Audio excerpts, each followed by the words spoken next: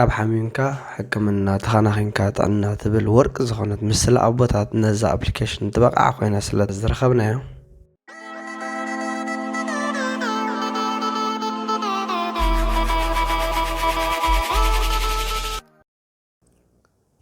ሰላም ተኸታተልቲ ቤስት ፊቸር ምሳኹም ዘለኹ ሓውኹም ተኽሎይኒ እምበር ለማዓንቲ ዘልኩም መፅእ ዘለኹ መደብ ከዓ ከምቲ ኣብ ርስቲ ዝረኣኹሞ ዩካ ትበሃል ኣፕሊኬሽን ኢና ክንላለ ዩካ እንታይ ጥቕማ ኣብ ጥዕናና ክትፃወተ ትኽእል ተራኸ ማዕረ ክንደይ ኣገዳስነት ዘለዎ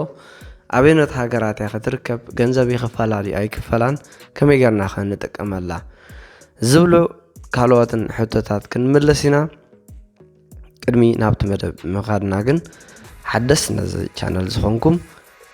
ነዚ መደብ ሳብስክራይብ ብምግባር ክጅምርዎ እዛ ቻነል ብዙሓት ዓበይቲ መደባት ሒዛ ትመፅእ ስለ ዘላ ኣብዚ ሓፀረ ግዜ ናብ 1000 ሳብስክራይበርስ ክነብፅሓ ኢደኢድካ ብምባል ኩልና ሳብስክራይብ ብምግባር ነዚ ክንጅምሮ ላይክ ክንህቦን ካልኦት ንፅዕኖም ኣገደስቲ መደባት ኣብ ግዚኡ ንክበፅሑና ከዓ ነቲ ኣቃጭል ክንጥውቓን ካልኦት ኣሕዋትናን ቤተሰብናን ካብዚ ቻነል እዚ ከምኡውን ካብዚ ዩካ ኣፕሊኬሽን ክረብሑ ይኽእሉ እዮም ተድልዮም እያ ተጠቕሞም እያ ዝበልኩሞም ሰባት እውን ተረባሕቲ መታን ክኾኑ እዛ ቪድዮ ናብ ኩሉ ሰብ ክትባፅሕ ሸር ክትገብርዋ እንዳዘኻኸርና ክሳብ መወዳእታ ትከታተሉና ንላቦ ሰናይ ምክትታል እምበር እዛ ንሪኣ ዘለና ኣብ ጥቓ ዙም ዘላ ኣፕሊኬሽን ዩካ ትብል ኣብ ኤፕ ስቶር ወይ ከዓ ፕሌይ ስቶር ከድና ክነውርዳ ንኽእል ኢና ማለት እዩ ኣብ ፕሌይ ስቶር እየ ዘለኹ ሕጂ ኣነ ፕሌይ ስቶር ኣውሪድያ ስለ ዘለኹ ግን ይኸፍት ኣለኹ ማለት እዩ ከምዚ ክትመፃብኩም እያ ምስ ኣውረድኩማ ከምዚኣ ኢላ ክትመፃብኩም እያ ማለት እዩ ምስ ኣውረድኩማ ከምዚኣ ትሪእዋ ዘለኹም ክትሪእዋ ኢኹም ዩካ ኣብ ኣጠዊቕኩም ከዓ ናብታ ፕሮግራም ተኣቱ ሕጂ ኣብዚ ትሪእዎ ኣለኹም ብዙሓት ፕሮዳክት ስካን ጌርና ኣለና ማለት እዩ ንኣብነት ክኾኑና ጥራሕ ዘይኮነስ ኩሉ ግዜ ንጥቀመላ ስለ ዝኾንና ንሕና ንኣብነት ማለት እዩ ሕጂ ዩካ እንታይ ይጠቕማ ቅድም ክንምልስ እንደኾና ዩካ ናይ መግብታት ይኹን ከምኡውን ናይ ዕሹግ መግብታት ማለት እዩ ዕሹግ መግብታት ከምኡውን ኮስሜቲክስ ኢኻ ስካን ትገብሮ ንዝኾነት ንብረት ከምዚኣ ጌርካ ስካን ትገብራ ማለት እዩ ትሪእዎ ኣለኹም ሕጂ ነዚያ ኩር ኮድ ነዚኣ ስካን ገይረያ ኣለኹ ማለት እዩ ሕጂ ኣብዚ መፅኤት ትሕዝቶ ናይታ ፕሮዳክት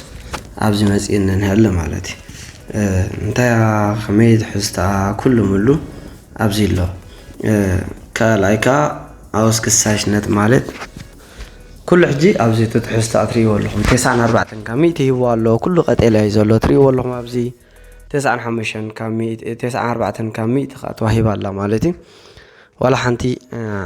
ሓደጋ የብላን ብጣዕሚ ፅብቕቲ ፕሮዳክት እያ ኢልዋ ናይ ቆልዓ መግቢያ ሕጂ ካልኦት ግን ከሪአኩም እየ ንኣብነት ኣዚ ናይ ስጋ ቀርቂርና ንበልዖ ናይ ደርሆ ገለ እዩ እዚ ትሪእዎ ዘለኹም ሕጂ ሕማቕ ኢልዎ ኣሎ 4 ካብ 100 ሂብዎ ኣሎ 4 ካብ 100 ማለት እንታይ ማለት እዩ እንታይ ስለ ዝኾነ እዩ ሪስክ ኣንቲ እዚ ሪስክ ይበቃ ሪስክ ኣለዎ ይብለና ኣሎ ሓፈሻዊ በቲ ተውርዶ ቋንቋታት ክትሪእዎ ትኽእሉ ኢኹም ሓፈሻዊ ግን እዚኣ እንታይ ትብለና ኣላ ኣብዚ ብዙሕ ጨው ኣለዎ ሓደ ብዙሕ ፌት ኣለዎ ካልእ ከዓ ልዕሊ ኩሉ ሪስክ ኣንቲ ዝብሎ ዘለኻ ዝያዳ ሓበሬታ ናብዚ እንተኣቲና እንታይ እቲ ሪስክ ዝብሎ ዘሎ እንታይ ኢልናዮ ኣብዚ ትሪእዎ ኣለኹም ንምንታይ ዝግበሮ እቲ ሪስክ ኣንተ ሱዛ ትሽተፈ ማለት ሲ ሓደገኛ ዝኾነ ቀመም ወይ እውን ካልእ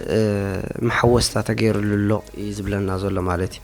እንታይ እቲ ሓደገኛ ዝኾነ መሓወስታ ተገይርዎ ኣሎ ዝብለና ዘሎ ነቲ ዕድመ ናይቲ መግቢ ንኽውስኽ ወይ እውን ዕድመ ናይቲ ኮስሞቲክስ ንበሎ ድሓን እንተኮይኑ ከዓ ከምኡ ማለት እዩ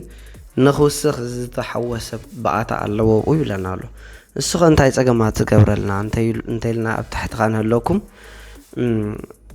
ኣብዚ ይጠቕሰልና ኣሎ እንታይ ፀገማት ክገብር ከም ዝኽእል 4 ነገራት ጠቕሲልና ኣሎ ሓደ ናይ ክሬፕስ ሕማም ከምፃልና ይኽእል እዩ መንሽሮ ማለት እዩ ካልኣይ ናይ ዲኤንኤ ምዝባዕ ክገብረልና ምዝንባል ክገብረልና ይኽእል ይብለና ኣሎ ሳልሳይ ኣብ ደምና ዝኾነ ፀገማት ነቲ ደምና ክበላሽዎ ይኽእል ይብለና ኣሎ ራብዓይ ከዓ እቲ ነቲ ADI ዝበሃል እዚ ገደብ ናይ ሓደ ሰብ ክወስዶ ዘለዎ ነገራት ንኣብነት ሽኮር ሓደገኛ ኣይኮነን እቲ ገደብቲ ክንበልዖ ዘለና ዓቐን እንተሓሊፍና እዩ ጥዕና ዝሃስ ማለት እዩ ጨው ከምኡ ኩሉ ነገራት ብዝተወሰነ መልክዑ ጥዕና ዘለዎ ክኸውን ይኽእል እዩ እውን ካብኡ እንተሓሊፊ ሕማም ዝኸውን ማለት እዚ ካልክዕ ካብኡ ነቲ ዓቐን ክንወስዶ ዝግብኣና ብኣታሲ የሕልፎ ይብለና ኣሎ ማለት እዩ ስለዚ ኣብዚ ትሪእዎ ዘለኹም ክሬፕስ ከምፅእ ዝኽእል እዩ ብኸመይ ኢልካ ዝብል ሕቶ ከዓ ባዕሉ ይምልሰና ኣለ ኣብዚ ኸይድና መፅናዕቲ ዝተገብረሉ የርእየና እዩ ካልእ ካበይ ኣምፂዎ እዚ ኩሉ ትሕዝቶታት ናይ DNA ምዝባዕ ገብረልና ናይ ክሬፕስ ከምፃልና ገለ ዝብሎ ዘሎ ኩሉ እዚ ካበይ ኣምፂዎ ካብዚ ንህለኩም ኦፊሻል ዝኾነ መፅናዕታዊ ፅሑፋት ዝተገብረሉ ብዩኒቨርሲታት ይኹን ብሕክምናታት ኣብ ክንደይ ዓመተ ምህረት እዚ መፅናዕትታት ተኻይዱ ኣብዚ ኣቲኻ ብስብሕ ዝበለኻ መፅናዕቲ ክትገብር ትኽእል ማለት እዩ ስለዚ እዚኣ ዩካ ኣፕሊኬሽን እዚኣ ቀላልን ኣገዳሲትን እያ ብነፃ እያ ትሰርሕ ሓደ ገንዘብ ኣይትኸፍለላን ኢኻ ገንዘብ ትኸፍለሉ እውን ኣሎ ትከፍል ትኽእል ኢኻ ግን ስካን እንዳገበርካ ትጥቀም ትኽእል ኢኻ ነዚ ገንዘብ ትኸፍለሉ ንኣብነት ኣብዚ ሰርች ኢልካ ዝኾነ ፕሮዳክት ንምድላይ ይሕግዘካ ብዘይ ኢንተርነት ክደሊ ትኽእል ገለ መለ ዝብሉ እዮም እዚኦም ግን ግድን ኣይኮንካን ከድልይኻ ብኢንተርነት ከምዚ ጌርካ ስካን እንዳገበርካ ክትረክብ ተኽኢልካ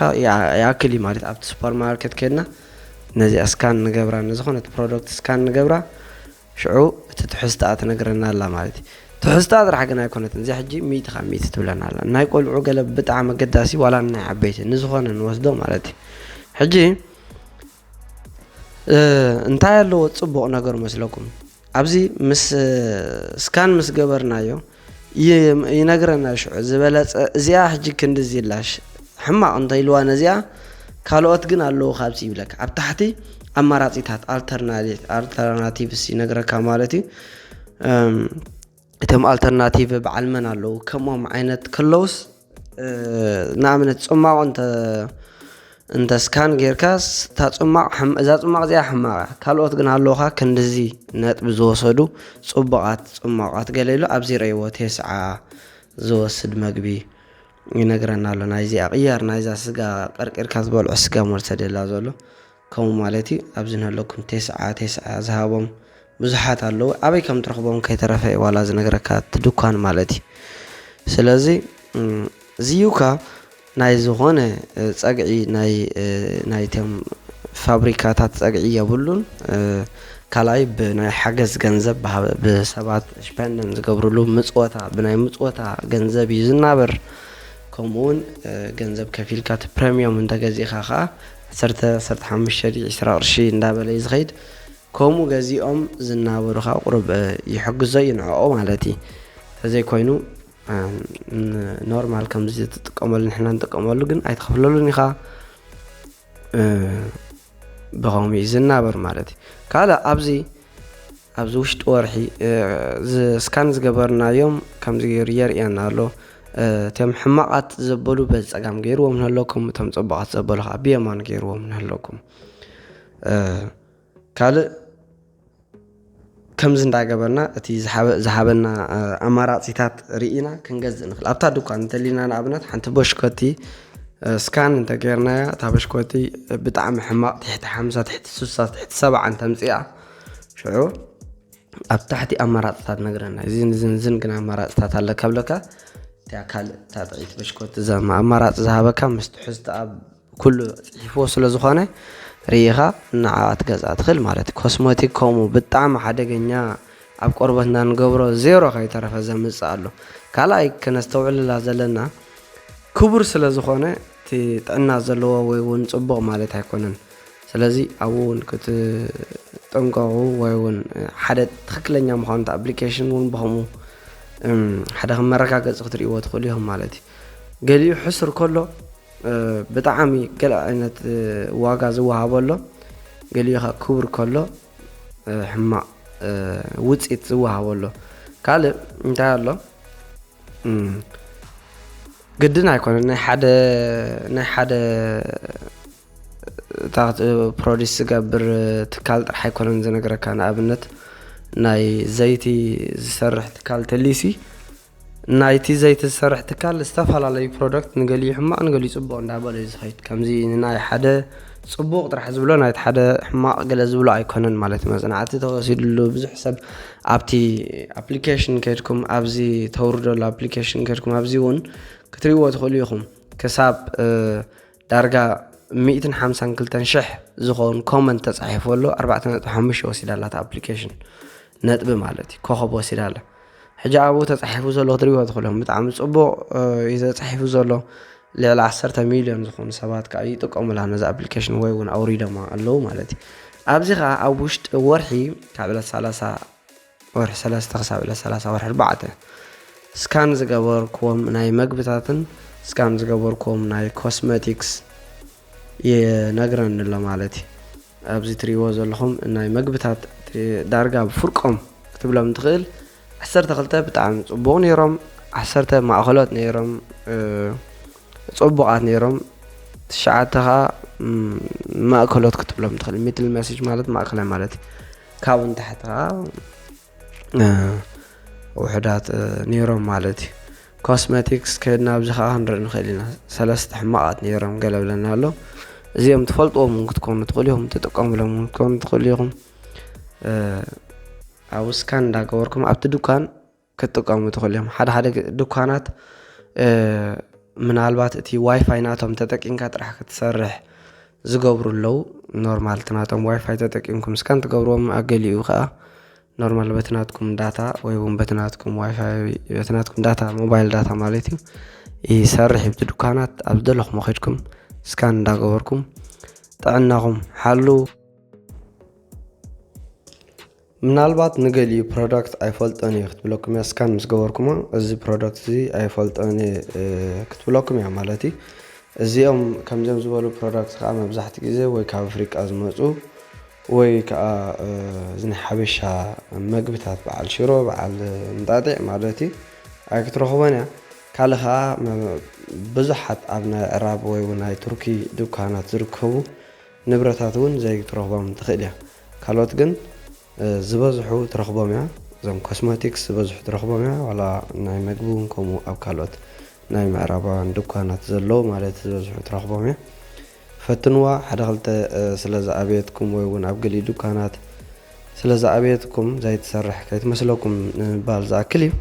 ተጠቀሙላ እዛ ኣፕሊኬሽን ማለት እዩ እንዳበልና ዝኾነ ኣብዚ እዛ ኣፕሊኬሽን ነዊሕ ግዜ ዝተጠቀምኩምላ ሰባት እንተሊኹም ከዓ ተመክሮኹም ኣብቲ ኮመንት ክትፅሕፉ ሓደስቲ ሰባት ብሕጂ ትጥቀሙላ ሰባት ከዓ ተገዲስኩም ንዓኹምን ንስድራኹምን ንደቅኹም ማለት እዩ ንባዕልኹምን ጥዕና ዘለዎ ምግብን ጥዕና ዘለዎ ኮስሜቲክስ ዝኾነ ንብረትን መፀባበቕን ክትጥቀሙን ክትገዝኡን ኣዝያ ሓጋዚት እያ ኣውሪድኩም ተጠቀሙላ እንዳበልና ኣብ መወዳእታ እዚኣ ኣፕሊኬሽን እዚኣ ኣብነት ሃገራት እያ ትርከብ እዚኣ ኣብ ኩሉ ሃገራት ኣይኮነትን ትርከብ ኣብ ኣፍሪቃ ኣይትርከብን እያ ኣብዚአን ትሪእዎም ዘለኹም ግን ሃገራት ግን ትርከብ እያ ማለት እዩ ኣብ ጀርመን ኣብ ፈረንሳ ኣብ ቤልጅየም ኣብ ኤውሮጳ ማለት እዩ ኣብ ስዊዝ ሉክሰምበርግ ስፔን ኢታልያን ዩኬ ማለት እዩ ግሮስ ብሪታንያን ማለት ዩኬ ማለት እዩ ኤርላንድ USA ካናዳ and ኣውስትራልያ ትርከብ ኣብዘን ሃገራት እዚአን ዘለኹም ሰባት ኩልኹም ወይ እውን ኣብአን ዘለኹ ኣብኡ ሰባት ዘለኩም ሰባት ማለት እዩ ንዓኦም ክትሰድሎምን ክጥቀሙላ ክትሕብርዎም ክትረድእዎምን ወይ እውን ዛ ሊንክ ክትሰድሎም ማለት እዩ እንዳዘኻኸርና ክሳብ መወዳእታ ስለ ዝተኸታተልኩምና ኣዝና እንዳመስከና ኣብ ቀፃሊ መደባት ክሳብ ንራኸብ ሰሰናይ ንዓኹም ፒስ